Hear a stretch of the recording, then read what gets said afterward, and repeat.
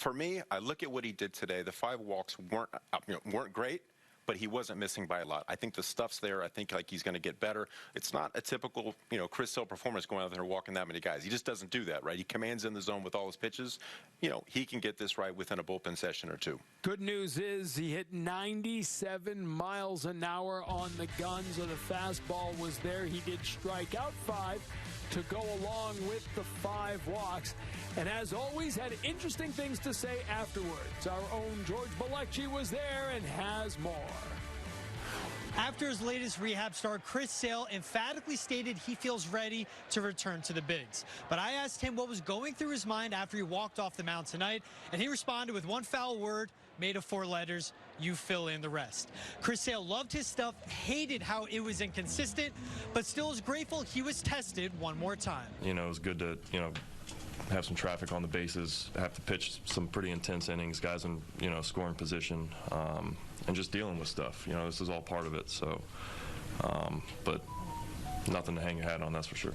It's almost better that this happened in some weird way, because now I know what I have to work on. I know what my miscues are. I know, hey, if I'm not feeling right, or, hey, if the ball's coming out hot and I walk 5 freaking guys, it's mechanics, it's direction, it's staying back, those things.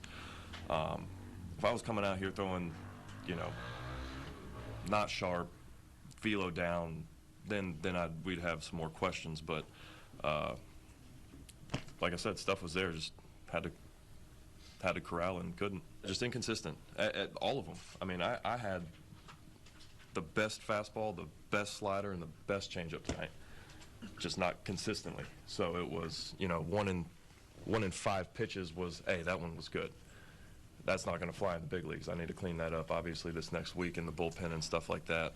Like I said, even Abby was saying, man, once it clicked, it just never clicked. So we'll get there. Now, this was Chris Sale's first start here in Worcester since last summer when he was coming back from Tommy John surgery.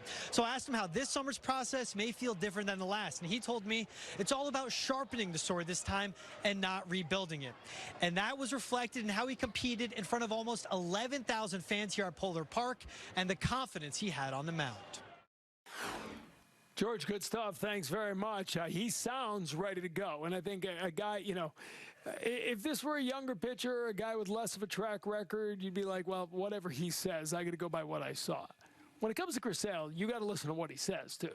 And I'm judging on my eyes right now. I'm looking at the line right now. It doesn't look good, but I'm looking at the tape, the footage. The stuff looks really good. He's missing by a small margin. And when you talk about timing, direction, mechanics, if those are off by a ½ inch, it affects your release point out front.